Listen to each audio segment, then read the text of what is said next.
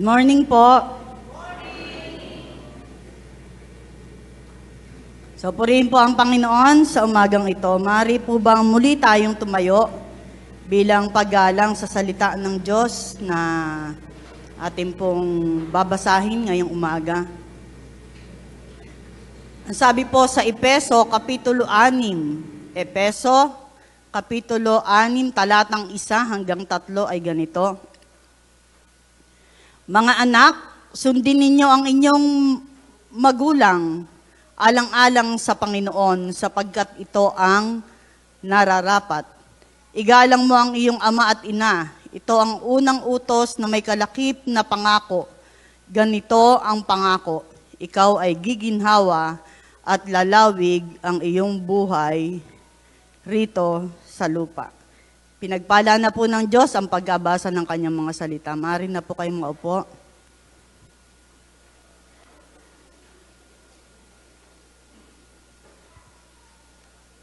Sino po dito yung nag-date nung February 14? Taas ang kamay. Oh, walang nagtataas ng kamay? Walang nag-date? Ah? O, February 15 daw. Kasi daw, marami daw yung nagde-date ng February 14. So, 15. Wala pa rin. Sila, nahiya lang magtaas ng kamay.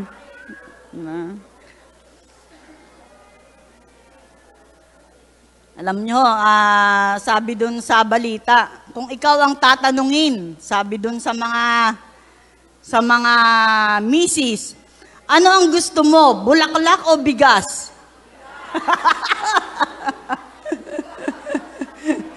Alam nyo kung ano mas maraming sagot? Bigas. Iba na ngayon, ano? Kasi alam nyo po, pagka mga ganong panahon, yung mga bulaklak napakamamahal. No? Talagang kung bibilangin mo, aba ay katumbas na ng ilang kilong bigas. No? So, alam naman tayong mga misis, tama ba? Mas praktikal? Okay din naman yung bulaklak kung may budget. No? Iba mo talagang tulips pa ba yung mga bulaklak nila? No? So, iyon ay, yan nga po, dahil sa pagmamahal natin sa ating mga kabiyak. No, hindi lang naman ang mga babae ang binibigyan ng bulaklak, hindi lang naman ang mga babae ang nireregaluhan. Tama ba? O mga mister, sino rito yung nakatanggap ng regalo mula sa kanilang misis? Siyempre, si Agong magtataas ng kamayan. Kaya yun ang tanong ko no? May regalo ako dyan. Kiss daw. So, purihin po ang Panginoon. Ngayong umaga, ay ang pag-aaralan naman po natin dahil ang buwan ng Pebrero ay, sabi nga natin, Love Month. No? Pag-aaralan naman natin ang tungkol sa pagmamahal natin sa ating mga magulang. So, ang pamagat po ng ating pag-aaralan ngayong umaga, hindi ko pa nakikita. Okay. Sabi po dyan, tatay, nanay, mahal ko kayo. Ayan. Okay ba yon? Ulitin ko po. Tatay, nanay, mahal ko kayo. So, pag-aralan po natin ang ilang mga bagay kung paano na tayo bilang mga anak ay maipapadama natin ang ating pagmamahal sa ating mga magulang. Hindi ko alam, parang maliit yung pulpito sa akin kasi po malaki yung notebook ko, kaya usog ako ng usog doon. Number 1, wala pa din po. Ayan. Number 1, sabi po, itrato sila ng may respeto at dignidad. Itrato sila ng may respeto at dignidad. Sabi po, ang unang tungkulin ng anak sa magulang ay itrato sila ng may respeto at dignidad. Bakit kailangan nating itrato yung ating mga magulang ng may respeto at dignidad? Utang natin sa ating mga magulang ang ating buhay. Tama po ba yon? Ang sabi, kung hindi dahil sa kanila, wala tayo sa mundong ating ginagalawan. Bilang kapalit sa kanilang pag-aaruga at mga sakripisyo, habang tayo ay lumalaki, marapat lang na makatanggap sila ng respeto at dignidad mula sa atin. Isang bagay na dapat gawin kahit hindi man nagiging maganda paminsan-minsan ang ating relasyon sa kanila. Natural lang naman tayo bilang mga tao na sa ating paglaki, dumarating din sa point na hindi nagkakaunawaan sa pamilya. Tama po ba? No, hindi naman sinabi na kumot ikaw ay nakakilala na sa Panginoon, smooth na lahat ang iyong relasyon sa iyong magulang, ikaw bilang isang anak o bilang magulang sa kanyang anak. Kaya nararapat po na itrato sila ng may respeto at dignidad. Number 2, wala pa rin po. Sabi, makinig sa kanilang sinasabi. Ano yung number 1? Itrato sila ng may respeto at dignidad. Number 2, makinig sa kanilang mga sinasabi. Sabi dito, may mga pagkakataong makukulit ang mga magulang. Tama ho ba yun? Sabi nung iba, madalas, hindi lang minsan. No? Paulit-ulit ang kanilang sinasabi. Alam niyo po, nung buhay pa yung lola ni Agum, ni Pastor June, no? Pag kami ay napupunta doon sa bahay nila, doon sa compound, ng Bautista compound sa Pasacola, ang tanong niya sa'yo, pag nakita ka niya, kumain ka na ba? Ayan. Pagkatapos, kasunod nun, ilan ba ang anak mo? Ayan. Pagkalipas ng mga 5 minuto, habang kayo ay nag-uusap, tatanungin niya ulit, kumain ka na ba? Ilan ang anak mo? Ayan. Hindi ko na mabilang kung ilang beses tinanong ng Lola Suling yun sa amin. No? Paulit-ulit. Hindi ko alam kung ano ba ang tawag doon. No? Nakakalimutan niya na paulit-ulit na yung kanyang sinasabi. No? Pero pansinin niyo po yung tanong niya, kumain ka na ba? Ibig sabihin, siya sabi, hindi niyo siya pinapakinggan. Ayan. Sabi po rito, iparamdam sa kanila na ang kanilang boses at sasabihin ay mahalaga para sa iyo. Tulad ng kanilang ginawa sa iyo nung ikaw ay bata pa at puro tanong. Di ba yung mga bata, yung maliliit na bata, tanong sila ng tanong. So, ganun din tayo sa ating paglaki. Nung bata pa, tanong tayo ng tanong. Pero sabi, pakinggan at iparamdam ang pagmamahal na ibinibigay nila sa iyo nung ikaw ay bata pa. Nung tayo ay bata pa, alam natin yon, no? Maaaring hindi na natin natatandaan, pero madalas tayo ay nagtatanong sa ating mga magulang. So sabi, iparamdam sa kanila na ang kanilang boses at sasabihin ay mahalaga para sa iyo. Ano yung number 1? Itrato sila ng may respeto at dignidad. Number 2, very good. Makinig sa kanilang sinasabi. Number 3, ayan. Bigyan sila ng oras.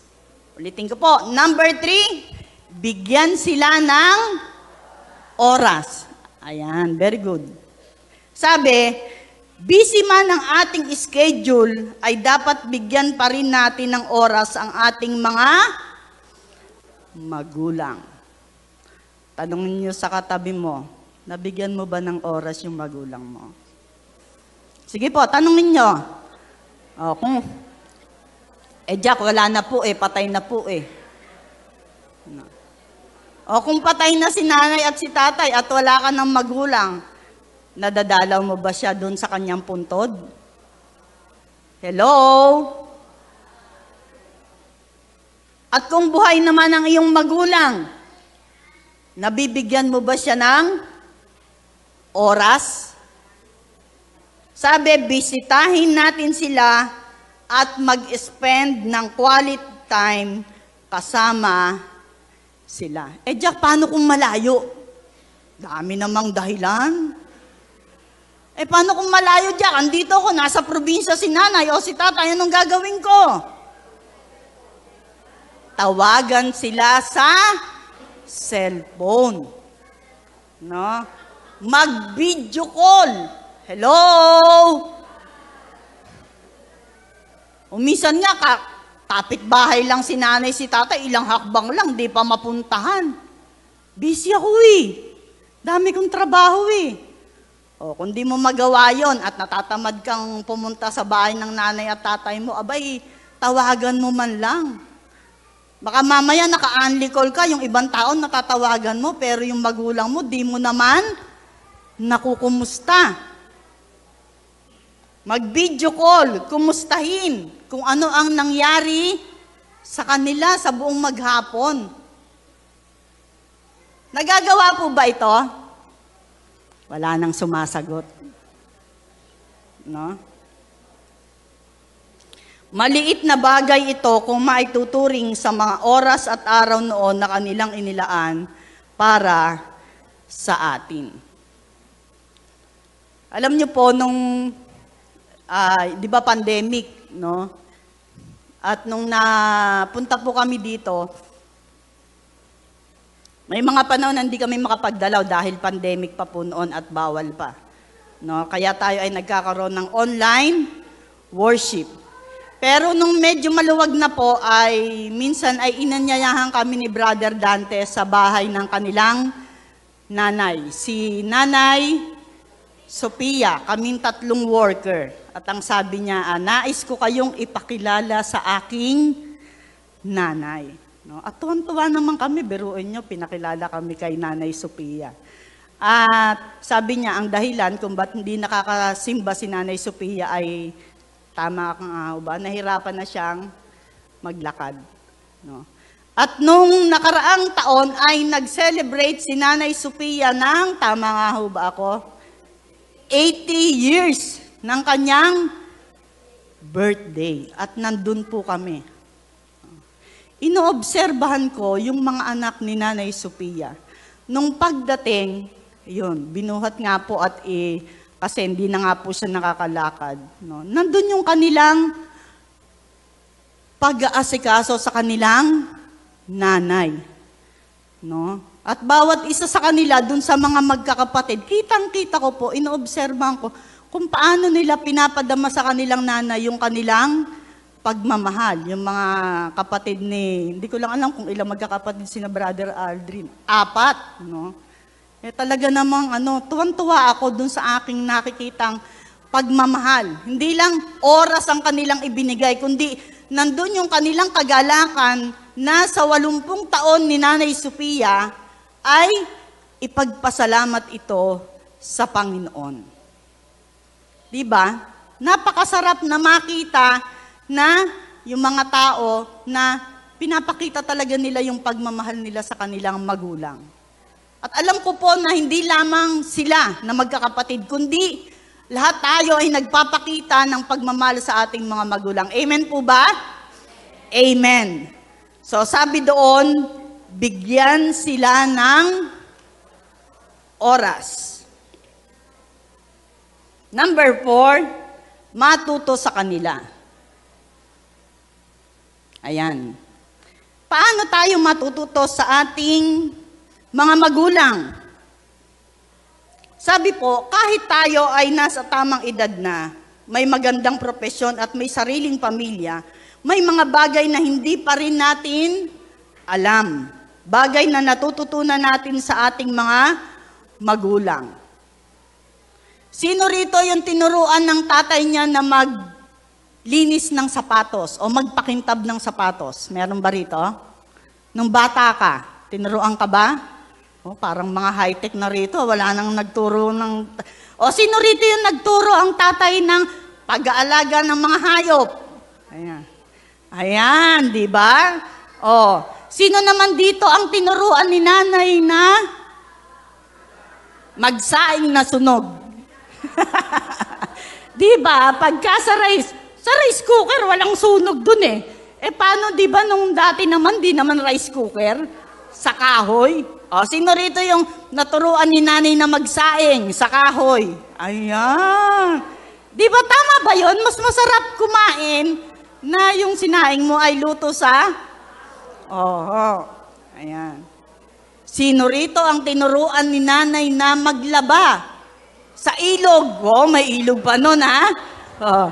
Di ba? Yung daladala ni nanay, yung patulong ka ni nanay na daladala yung mga labahin. No? Sino rito yung nakaranas na gumamit ng palo-palo? Ayan.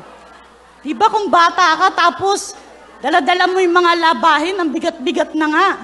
Oh. Baka sa galit mo, nung bata ka pa, talagang pinapakagigil-gigil mo yung pagpukpok doon sa damit eh. No? Gumagamit ng palo-palo o sa ilog. No? Sabi nila, dati, ang ilog daw dito ay malinis. Tama po ba? Oh. Kaya pang maglaba. Oh. Tapos, di ba may baon? Oh, napakasarap naman nun. Yung binalot sa dahon na kanin. Ayan, tapos ang ulam mo lang ay tuyo. O itlog na pula, kamatis. Sarap na nun. Oh, nagutom ako bigla. Di ba?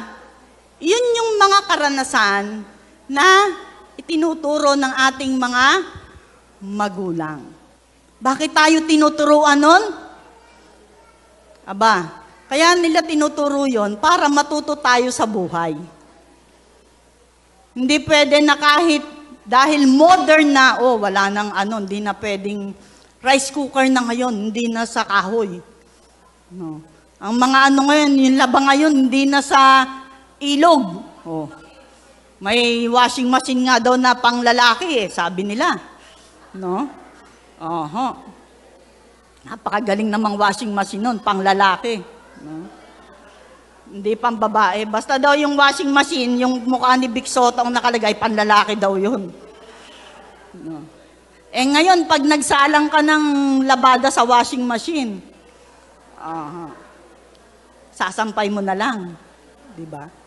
Pero yung mga karanasan na itinuturo ng ating mga magulang, kung paano maglinis ng bahay, kung paano magluto, kung paano mag-alaga ng mga hayop.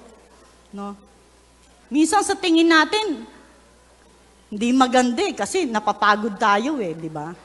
Pero iyon po ay paraan ng ating mga magulang, kahit nung bata ka pa ay nahirapan ka, pero sumunod ka rin naman.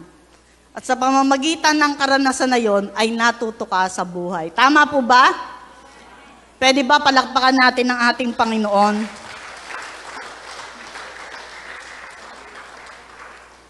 Kaya kung ano ka man ngayon, kung ano man yung narating mo sa buhay, iyan ay dahil sa iyong mga magulang. Nagsimula kang turuan nung ikaw ay bata at sa biyaya ng Diyos ay lumaki ka ng maayos sa iyong buhay. Palibahin natin. Ano yung number 1?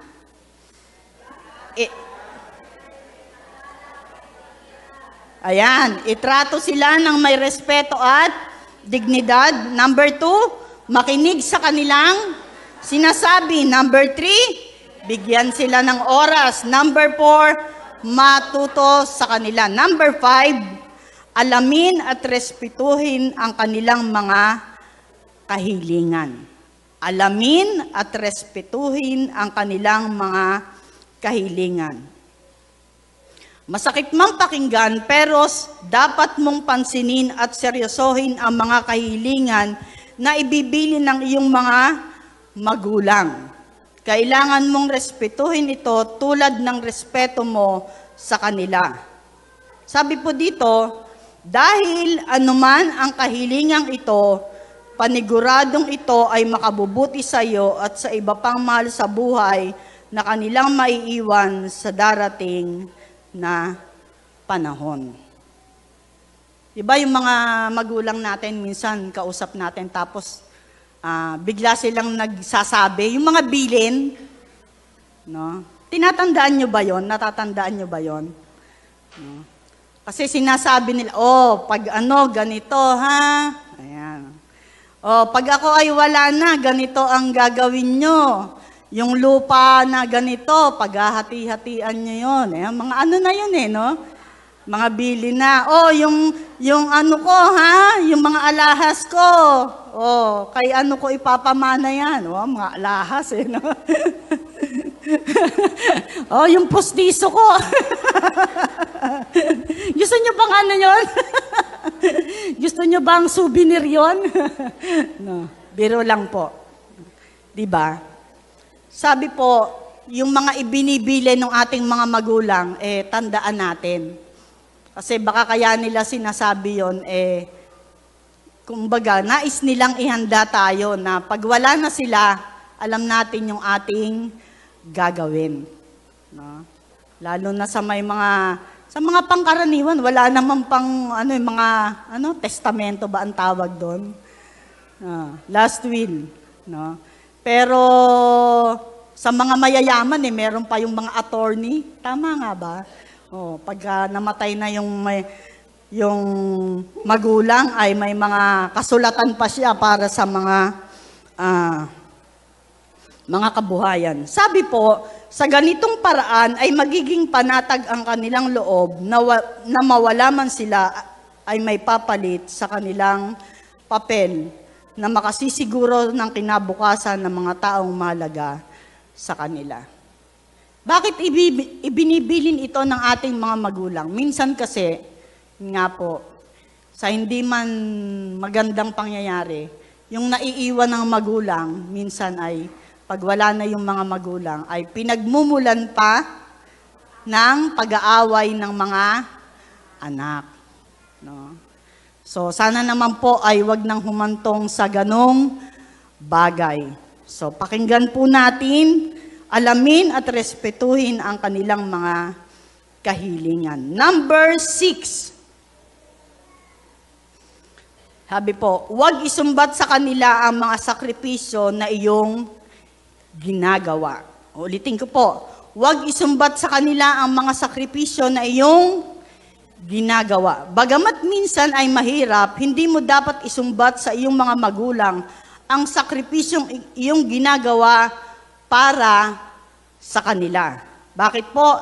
Sabi, dahil kung tutuusin ang iyong ginagawa ay hindi kayang tumbasan ng mga taong sila naman ang nagsakripisyo para sa iyo. Diba? Yung mga magulang natin ay nagsakripisyo para sa bawat isa sa atin. Lalo na ang mga ina na dinala ka sa sinapupunan ng 9 na buwan. Tiniis ang sakit upang maipanganak ka at binaliwala ang pagod at puyat, maalagaan ka lang. Hindi lang naman sa mga nanay, sa mga tatay din naman. No? Nandun yung pagsasakripisyo sa pagpapalaki ng anak. Kaya wag po nating isusumbat doon sa ating mga magulang. Minsan kasi mga hindi naman po inaasahan. No. Ay nakakapagbitaw tayo ng mga salita. Sa mga teleserye, sa mga pinapanood sa TV, di ba? Yung mga anak. Di mo ba alam na kaya kayo maman dahil lang sa akin, nanay? Ayan. Wala kang nasasakyan kung di ko binigay yan eh. Ayan. Mga ganong no? Ayan. Kung ano man yung ating kayang ibigay sa magulang natin, ibigay natin ng buong puso. Ibigay natin dahil mahal natin sila. huwag nating isusumbat. No? Hindi ka nga makakabili ng bag na Louis Vuitton kung di kita binigyan ng pambili. Wow! Hindi nga makakakain sa itolyo kay na kung di kita binigyan Ganun. Diba? Masakit sa magulang yon na bibigyan mo nga siya. Tapos, isusumbat mo naman sa kanya.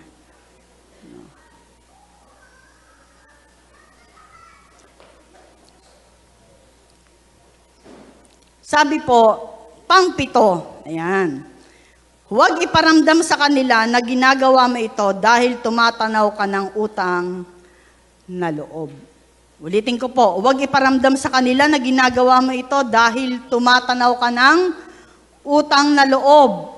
Maaaring may katotohanan ito, ngunit huwag mong ipaparamdam sa iyong mga magulang na mayroon kang obligasyon sa kanila. Kaya mo ito ginagawa. Katulad po ng sinabi ko kanina, gawin ito dahil mahal mo sila at pinapahalagan mo ang mga oras na kasama nila. Dahil bilang isang anak, kung may taong magbibigay sa iyo ng tinatawag na ang unconditional love, ito ay walang iba kung hindi sila na iyong mga magulang. Ang sabi po dito, kaya naman, suklian sa pamagitan ng pagpaparamdam din ito sa kanila. So, napakahalaga po na hindi natin pinaparamdam sa kanila na tumatanaw ka ng utang na loob. No? O, yun nga, katulad din po ng sinabi ko kanina, huwag mong isusumbat kung ano yung mga ibinibigay mo sa kanila. Kung ano yung mga ginagawa mo para sa iyong mga magulang.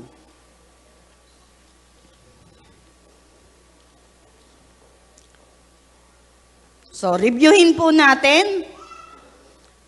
Number 1, itrato sila ng may respeto at dignidad. Number 2, makinig sa kanilang sinasabi. Number 3, bigyan sila ng oras. Number 4, matuto sa kanila. Number 5, alamin at respetuhin ang kanilang mga kahilingan. Number 6, huwag isumbat sa kanila ang mga sakripisyo na iyong ginagawa. At number 7, huwag iparamdam sa kanila na ginagawa mo ito dahil tumatanaw ka ng utang na loob.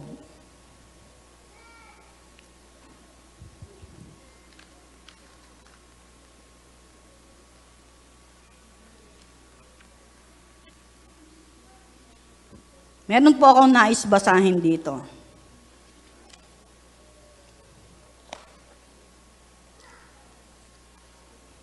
Sabi po dito, pakinggan po nating wala na po dyan para makinig po kayo doon sa aking sasabihin. Sabi po dito, mga anak ko, kung dumating man ang panahon na malalaki na kayo at meron na kayong sariling mundo, sana piliin mo pa rin na umuwi sa bahay at tabihan ako sa pagtulog. Kung dumating man yung panahon na makisuyo ako sa mga bagay na hindi ko na kayang gawin, sana sundin mo ako. Kung dumating man yung panahon na mabagal na akong maglakad, sana alalayan mo ako sa aking paglalakad. Kung dumating man ang panahon na hirap na akong bigkasin ng mga salita at di ko na masabi ng maayos, sana pilitin mo akong intindihin. Kung dumating man ang panahon na makakalimutin na ako, sana ipaalala mo sa akin ng maayos. Kung dumating man ang panahon na hindi na maiintindihan ang ugali ko, anak, sana pakihabaan mo ang pasensya mo. Sana habaan mo ang pangunawa mo, gaya ng panahon na hinahabaan ko ang pasensya ko tuwing hindi kita mapatulog nung sanggol ka pa.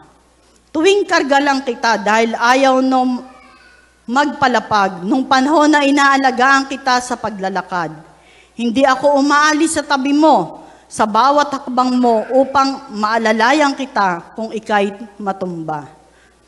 Nung mga panahong hindi ako makatulog, pag hindi ikaw ang katabi ko. Dahil gusto ko yakapin kayo, kumutan kayo. Pagising sa umaga, kayo ang una kong makikita nung mga panahon na bulol ka pang magsalita, pero pinipilit kong intindihin at turuan ka ng tama. Nung mga panahon na ang dami kong ginagawa, pero gusto mo makipaglaro, may mga gusto kang kunin na hindi mo kaya. Mga anak, wag nyo sanang kalilimutan lahat ng aking itinuturo. Ipadama mo pa ito sa aking magiging apo. Dumating man ang panahon na wala na ako, lagi mong iisipin na ikaw ang pinakamamahal ko sa mundong ito. Bilang isang anak, nararapat lamang nagampanan natin ang ating mga tungkulin sa ating mga magulang. Suklian natin ng pagmamahal at paggalang ang lahat ng paghihirap at pagsasakripisyo ng ating mga magulang. Samantalahin ang bawat pagkakataon at panahon na makasama pa natin ang ating mga magulang.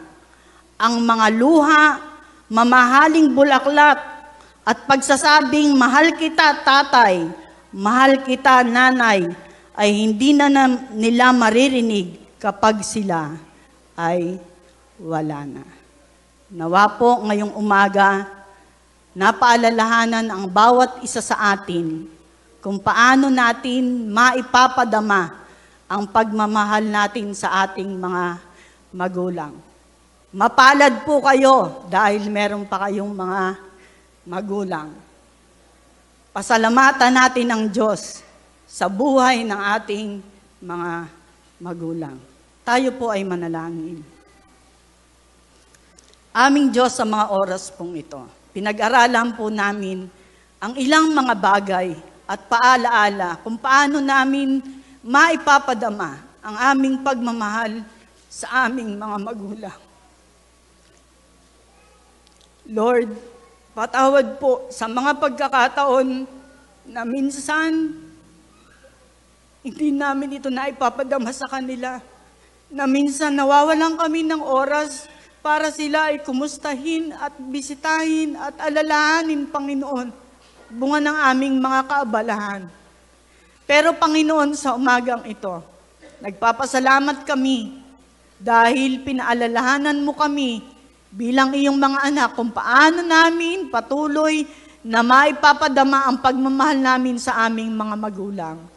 Lord, habang may panahon pa, tulungan mo po kami na maipadama namin ito ng buong tapat at buong pagmamahal. Salamat po sa iyong mga paalaala, sa iyong mga salita. Purihin ang iyong dakilang pangalan. Ito po ang aming samot dalangin sa matamis na pangalan ng aming Panginoong Yesus.